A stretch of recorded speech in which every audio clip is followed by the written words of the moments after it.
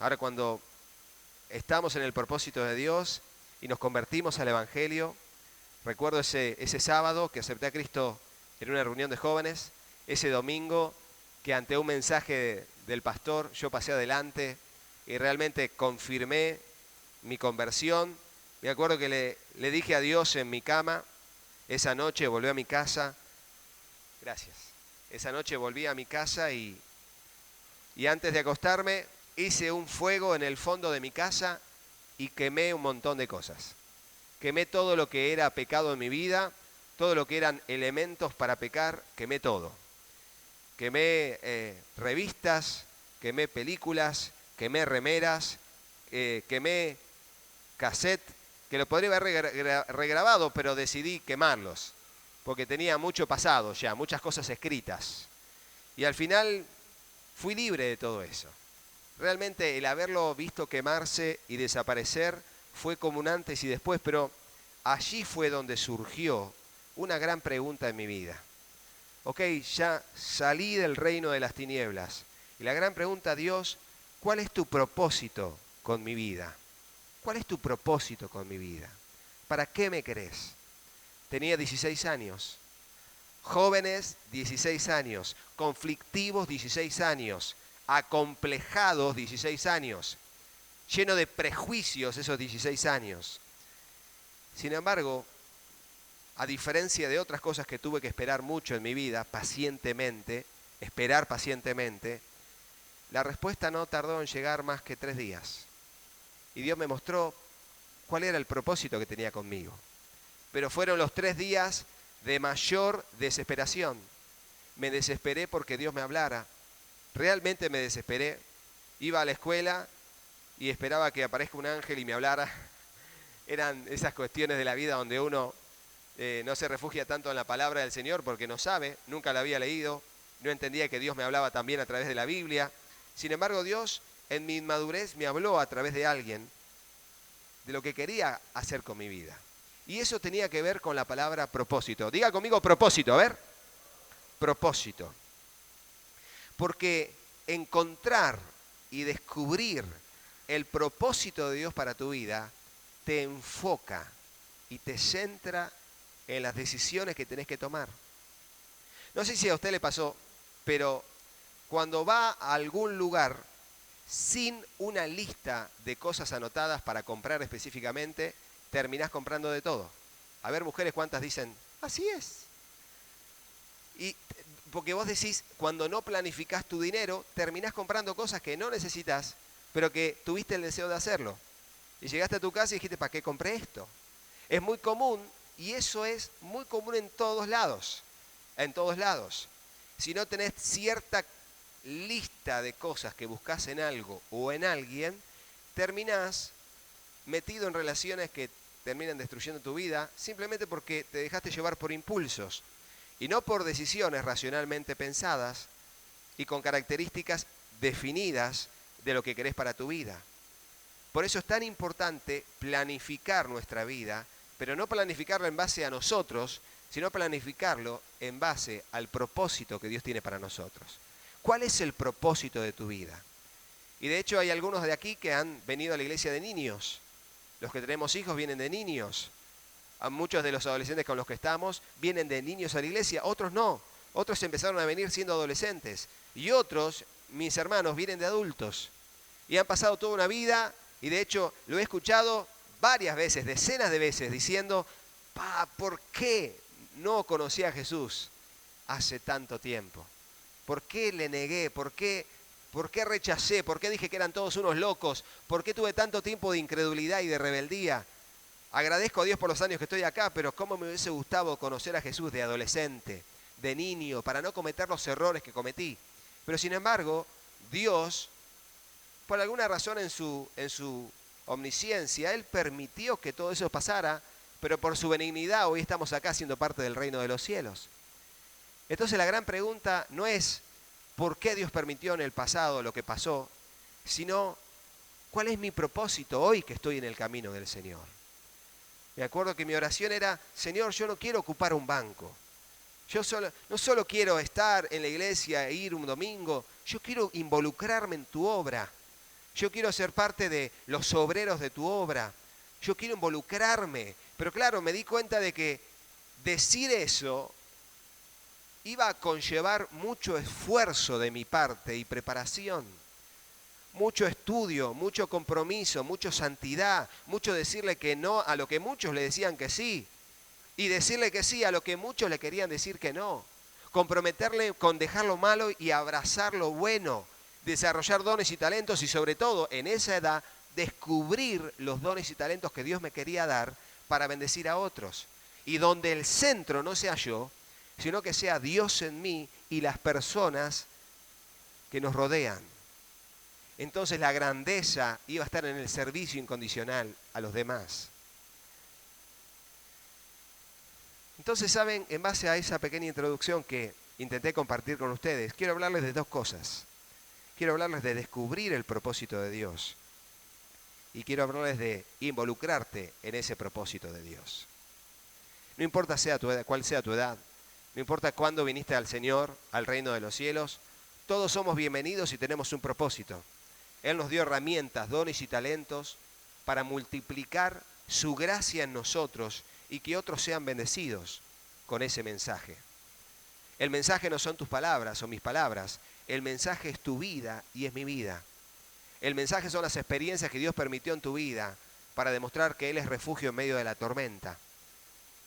El mensaje es que Él permitió que pases por un momento de ignorancia para demostrar lo que dice la palabra, que Él toma lo necio y lo menospreciado del mundo para avergonzar a lo que se cree ser algo y lo transforma al punto de que lo que no tenía valor termina siendo algo de tremendo valor para Dios y a través de tu vida y mi vida Él demuestra que Él es real y las maravillas de Dios se manifiestan a través de nosotros. ¿Cuántos dicen amén? ¿Estamos en eso? Entonces vamos a leer, solo voy a leer rápidamente varios versículos de la Biblia, varios, esto es para anotarlo. Dice así, Romanos 8:28 dice, y sabemos que a los que aman a Dios, todas las cosas les ayudan a bien. Esto es a los que conforme a su ¿qué? Propósito son llamados. Ok, hay un propósito. No vivimos a la deriva. El apóstol Pablo lo sabía muy bien, hay un propósito. No nacimos solo a la deriva, no fuimos un accidente. No fuimos un accidente, Dios nos puso en esta tierra con un propósito. El Salmo 138:8, bendito salmo, bendito pasaje. Jehová cumplirá su propósito en mí. Tu misericordia, oh Jehová, es para siempre. No desampares la obra de tus manos, que somos nosotros. ¿Puede decir conmigo la primera parte? 1, 2, 3. Jehová cumplirá su propósito en... De vuelta, usted. 1, 2, 3. Jehová... Romanos 9:11. El apóstol Pablo, con tanta luz que Dios le había dado, dice, pues no habían nacido aún, ni habían hecho aún, ni bien ni mal, para que el propósito de Dios, conforme a la elección, permaneciese, y no por obras, sino por el que llama. Y más allá del contexto y lo que tenga que ver con ser salvos por la fe o por las obras y todo lo demás, y la elección de Dios, aquí habla del propósito de Dios. Hay un propósito. Efesios 1:11 dice, en Él, en Dios, en Jesús, asimismo tuvimos herencia, habiendo sido predestinados conforme al propósito del que hace todas las cosas según el designio de su voluntad. Según el designio de su voluntad es el que hace todas las cosas. El salmista sabía decir en el Salmo 139, últimos 2 versículos 23 y 24, examíname, oh Dios, y conoce mi corazón, pruébame y conoce mis pensamientos, y ve si hay en mí camino de perversidad, y guíame en el camino eterno. ¿Por qué? Porque ese camino eterno se empieza a transitar aquí. Ve si hay en mí camino de perversidad. ¿Cuáles son? ¿Cuál es mi necesidad? Estar siempre bajo la lupa de Dios. Porque si hay alguien que puede convencerme de que yo estoy equivocado, es Dios. ¿Conoce gente que por más que le digas, nunca te va a reconocer que está equivocado o equivocada? ¿Por casualidad está al lado de usted? Bueno, dejémoslo ahí. Entonces, es normal que alguien no reconozca, pero si hay alguien que puede convencerte de que estás equivocado y que hay en vos camino de perversidad, es Dios. Si hay alguien que realmente puede decirte cuál es la verdadera solución, la mejor actitud, la mejor decisión que puede traer a tu vida realmente un bálsamo, una medicina en tu corazón es Dios. Por eso el salmista, por más que tenía consejeros y David tenía en su corte gente muy, muy preparada y muchos sabios, Ahitofel entre ellos, Ahimaaz y todo lo demás que estaban allí a su lado, lo que sí él dice es, guíame tú, oh Dios, en el camino eterno. Ve si hay en mí tú, oh Dios, camino de perversidad. Pruébame tú, oh Dios, y conoce tú, oh Dios, mis pensamientos. Examíname, oh Dios, conoce mi corazón. Entonces, ¿cuán importante es para nosotros que en el propósito de Dios continuamente estemos bajo la lupa de Él? Continuamente. ¿Por qué? Porque podemos llegar a fallar. Porque en algún momento se puede cruzar tu propia prudencia y que dice Proverbios, no te apoyes en tu propia prudencia. Por más que tengas educación, que tengas un criterio de vida humano bien establecido, en algún momento tus propios pensamientos pueden llegar a ser tus peores enemigos. Tu propio criterio de vida puede ser aquello que en tu mente pensás que vas a ir derecho y empiezan a desviar tus pasos. Por eso el Salmo 40 dice, y enderezó mis pasos, puso luego en mi boca cántico nuevo, alabanzas a mi Dios. Efesios 3, 8 al 11, dice así, a mí, dice Pablo, y él se consideraba esto, hermanos, a mí que soy menos que el más pequeño de todos los santos. Él se consideraba menos que el más pequeño de todos los santos. Me fue dada esta gracia de anunciar entre los gentiles el evangelio de las inescrutables riquezas de Cristo y de aclarar cuál sea la dispensación del misterio escondido desde los siglos en Dios que creó todas las cosas, para que la multiforme sabiduría de Dios sea ahora dada a conocer por medio de la iglesia a los principados y las potestades en los lugares celestiales. ¿Conforme a qué? Conforme al propósito eterno que hizo en Cristo Jesús, Señor nuestro. Hay un propósito. Por eso esta primera parte del mensaje se llama Descubrí el propósito. Descubrí el propósito. Hay un propósito. Para vos que me decís, y bueno, no sé qué viene a mi vida, no sé qué va a ser del año que viene, o como la gente en época de elecciones y todo, no sé qué será, hay que ver qué pasa con el contexto político del país y todo lo demás. Diga conmigo, soy del reino de los cielos. Entonces, más que los designios humanos, tenemos que ver cuál es el designio del propósito de Dios. Él va a acomodar todo. Y aunque estemos en abundancia o en escasez, vamos a decir en todo y en todo fui enseñado, para vivir en abundancia o para vivir en escasez. Todo lo puedo en Cristo que me fortalece. ¿Cuántos dicen amén? De eso se trata, estar no dependiendo de los hombres, sino continuamente bajo la lupa del propósito eterno de Dios. Segunda de Tesalonicenses 1:11 dice, por lo cual, asimismo oramos siempre por vosotros, para que nuestro Dios os tenga por dignos de su llamamiento y cumpla todo propósito de bondad y toda obra de fe con su poder. Todo propósito de bondad y toda obra de fe con su poder. Segunda de Timoteo 1:9 dice, ¿quién nos salvó y nos llamó con llamamiento santo, no conforme a nuestras obras, sino según qué? Dígalo usted, según el propósito suyo y la gracia que nos fue dada en Cristo Jesús antes de los tiempos de los siglos.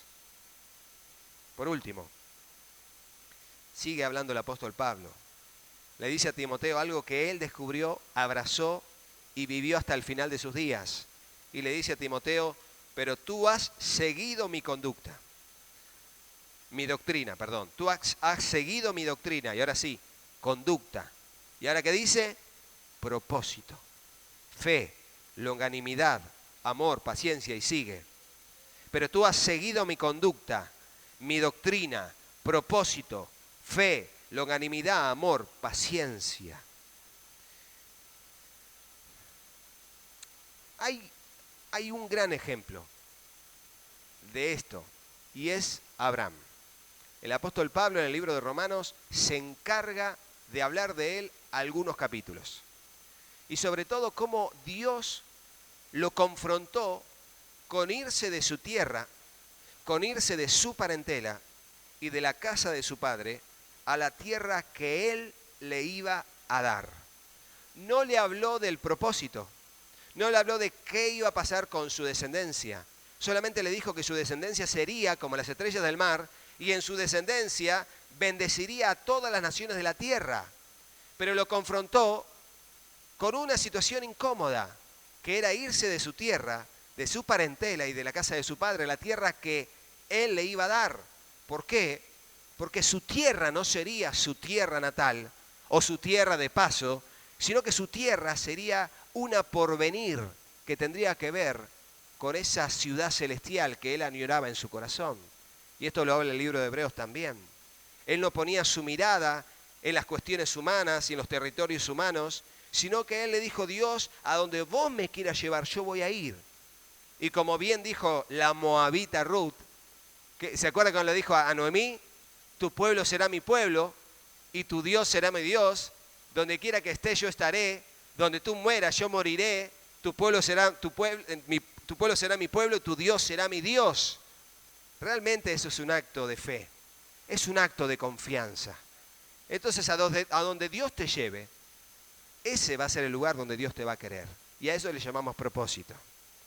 Imagínense las personas que están como ustedes, sentados, personas que estamos allí escuchando, y de repente Dios usa a alguien para hablar de una necesidad, de un país en especial, de un misionero que viene y cuenta cómo en el lugar donde está misionando tiene ciertas necesidades. Y como bien lo dice la palabra, y lo repetimos aquí, y nuestro pastor también nos habla, la mies es mucha y los obreros son pocos. Y Dios te está preparando y Dios te dio toda una serie de cosas, el bagaje del cristiano, conocimiento bíblico, capacidad de soportar cosas a lo largo de tu vida y capacidad de enseñar, aprendizaje, conocimiento bíblico, madurez cristiana, ¿por qué no conocimientos a través de la experiencia de administración, tanto de los recursos del tiempo, del dinero, de las personas, de las fuerzas? ¿Para qué? No solo para que vos digas, bueno, aquí estoy, sino para que en algún momento de tu vida Dios venga a tu encuentro y te diga: apartadme a Bernabé y a Saulo para la obra a la que les he encomendado. Hechos capítulo 13. Y a partir de allí Bernabé y Saulo comienzan sus viajes misioneros y se apartan de sus familias y se apartan de los amigos de ese lugar y van a predicar el evangelio de otros lugares. Hacen nuevos amigos, nuevas personas, nuevos hermanos en la fe. Pero una y otra vez su vida estaba apegada al propósito de Dios. ¿Y cuál era ese propósito de Dios? Era cumplir e ir donde Dios quería que él vaya. Y te digo, lee el libro de los Hechos y vas a llorar muchas veces, porque te vas a meter en el discurso de Troas, si no me equivoco, capítulo 23 del libro de los Hechos, donde Pablo y toda la iglesia que estaba en Troas sabían que no iban a ver más su rostro, por más que iba a vivir muchos años más, sabemos por la historia, pero ellos sabían que nunca más iban a ver su rostro. Y él, a donde iba, el Espíritu Santo le daba, en su conciencia testificaba diciendo: te esperan palos y cárceles y persecución por causa de mi nombre. Sin embargo, él lo hacía. ¿Por qué? Porque estaba aferrado a ese propósito. Entonces quizás nuestra vida sea estar aquí, en Citibel, en el lugar donde Dios te puso, en los barrios donde están los anexos. Quizás tu vida sea esa, pero también no te cierres a que Dios cumpla su propósito en vos por lo que se está preparando. Y miren, acá no solemos mucho hablar de esto, pero sabemos que Dios tiene un propósito con nosotros. Fíjese, le voy a leer el anteúltimo versículo de esta primera parte, que dice, dice: pero tú has seguido, y como dice aquí, mi doctrina, conducta y propósito. Y cuando habla de propósito, tiene que ver con abrazar la misma visión de incondicionalidad que Dios tiene para con nosotros. Si yo soy de Dios, soy del reino de los cielos. Y donde Dios quiere que esté, estaré. Y donde Dios quiere que ya no esté, no estaré. Pero Dios te lo va a mostrar con un corazón sensible y también va a tener el respaldo de la iglesia y tu familia para ello. Sobre todo si están en la fe. Ahora, descubrir el propósito de Dios no basta. También es necesario cumplir con ese propósito de Dios. Entonces, ¿cuántos quieren ser prosperados? Amén, yo quiero ser prosperado. ¿Cuántos quieren realmente abrazar un crecimiento espiritual? Yo quiero abrazar un crecimiento espiritual. Ahora, la gran pregunta es ¿para qué? ¿Para qué querés ser prosperado? ¿Para qué querés crecer en tu crecimiento espiritual? ¿Para qué nos estamos preparando en el Instituto Bíblico? ¿Para qué venimos a la escuela dominical? ¿Para qué leemos la Biblia en nuestra casa? ¿Para qué estamos desarrollando dones y talentos? ¿Para qué Dios nos está prosperando económicamente? ¿Cuál es el propósito? Cada uno lo tiene que descubrir en su relación con Dios. ¿Para qué Dios permitió todo lo que sabés hasta ahora? ¿Por qué Dios permitió las pruebas que pasaste? Bueno, hay un para qué. Y eso lo encuentra cada uno en el propósito de Dios.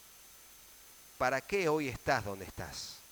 ¿Por qué hoy estás acá en este lugar, justo escuchando este mensaje?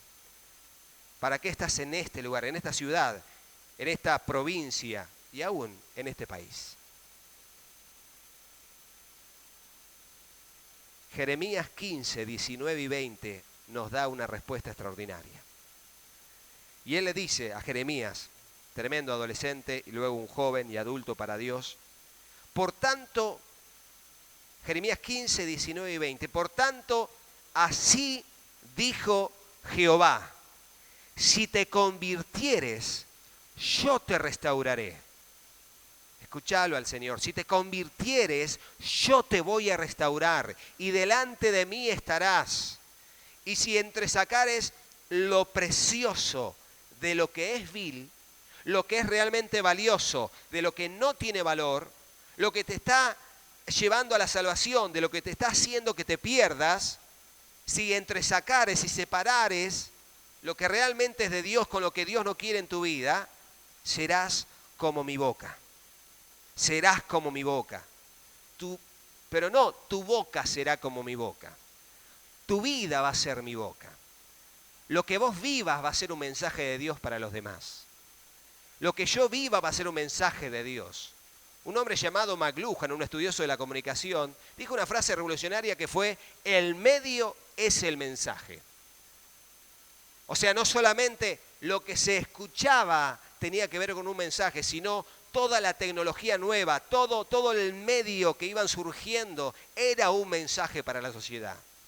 Y más allá de que entienda o no, a mí me costó 2 finales entenderlo. Lo que sí entendí es que vos y yo, nuestras palabras no son el mensaje, tu vida es el mensaje, tus acciones son el mensaje. Y le dijo a Jeremías, si vos sacaras lo vil de lo menospreciado, de lo preciado de lo vil, serás como mi boca. Conviértanse ellos a ti y tú no te conviertas a ellos. ¿Qué es eso? Carácter. Es temperamento firme. Es firmeza de decisión. Es que nadie te mueve de ahí. Nadie te mueve de ahí. Que elegiste por Dios y ya elegiste hasta que la muerte te una con Él. No hay otra posibilidad. No tenés la camiseta de Cristo, tenés el corazón de Cristo en vos. Él quitó un corazón de piedra y puso un corazón de carne.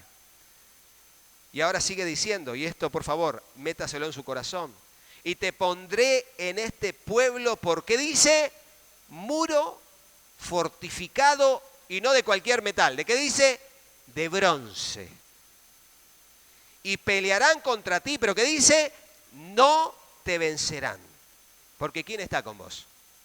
Porque yo estoy contigo para guardarte y para defenderte, dice Jehová. Por supuesto, cuando tomás partido de un bando, hay otros bandos. Y esos bandos van a querer pelear contra vos. Pero no van a vencer porque no pelean contra nosotros. ¿Contra quién pelean? Contra Dios. Yo estaré contigo. Mateo 28, 19 y 20, muy conocido, dice, y esto es cumple el propósito de Dios. Por tanto, id y haced discípulos a todas las naciones, bautizándolos en el nombre del Padre, del Hijo y del Espíritu Santo. Y ahora dice, enseñándoles que guarden todas las cosas que yo os he mandado. Está hablando Jesús. He aquí, yo estoy con vosotros todos los días hasta el fin del mundo. Y tómelo fin del mundo como tiempo y espacio. El fin del mundo, como vieron el tren del fin del mundo en Ushuaia, al lado más austral del planeta. Bueno, en tiempo y en espacio. hasta el final, como que desaparezca todo en algún momento en el futuro, o hasta el último lugar de la tierra. Yo voy a estar con ustedes en tiempo y espacio, hasta el fin del mundo. Hechos 1:8 dice, pero recibiréis poder. Para vos que estás diciendo, no tengo recursos, no conozco a nadie, realmente estoy perdido. No, no estás perdido. Recibiréis poder cuando haya venido sobre vosotros el Espíritu Santo. ¿Y para qué? ¿Cuál es el propósito? Y me seréis, ¿qué? Testigos en Jerusalén, en toda Judea, en Samaria y de vuelta hasta lo último de la tierra. Yo estaré contigo hasta el fin del mundo y me serán testigos hasta lo último de la tierra. Hay personas acá, en este lugar, que necesitan que vos les testifiques. Vos sí. No va a llegar el mensaje del Evangelio si vos no le hablás. Por eso estás en ese lugar.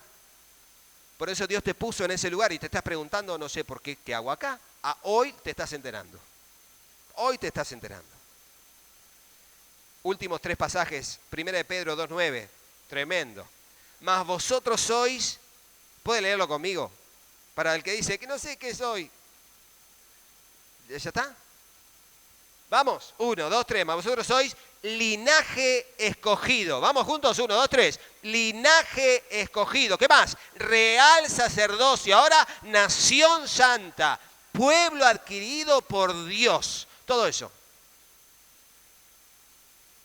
Ahora, si lo dejamos ahí, nos agarra un ataque de orgullo y decimos, somos unos capos.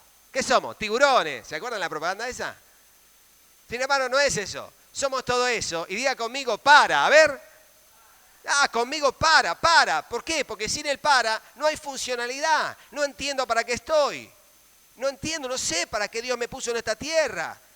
Pero soy el real sacerdocio. Soy linaje escogido. Somos nación santa. Somos un pueblo adquirido por Dios. ¿Pero para qué? Para que anunciemos las virtudes de aquel que nos llamó de las tinieblas a su luz admirable. Si no cumplimos el para, ¿de qué sirve lo que somos? Y ese es el corazón de este mensaje. Si no cumplimos el para, ¿de qué sirve lo que somos? ¿De qué sirve que seas uno más de los demás? ¿De qué sirve que Dios me prospere, me ayude a seguir adelante, me haga lograr cosas, si yo no cumplo el para? Si la gente no escucha en mi vida y lo ve en mi vida el mensaje del Evangelio. Juan 15:16, anteúltimo pasaje, dice, no me elegisteis vosotros a mí. Para lo que estamos diciendo, un día decidí ir a la iglesia. No, te estoy diciendo, la verdad es esta. Esa fue tu verdad, la verdad del Evangelio es esta. Ustedes no me eligieron a mí, dice Jesús. Yo los elegí a vosotros. Y esto es a los apóstoles, eso fue a la iglesia y eso es a los que hoy somos creyentes. Se aplica a todos. Él nos eligió a nosotros. Y os he puesto, diga conmigo para, por favor, para. Os he puesto para que vayáis y llevéis fruto. Hoy en la mañana, Marisol, en un momento, en una charlita me dice, viste que está fresco, está el pasto mojado a la mañana, hace frío. Y me dice esto, hay 4 limones tirados.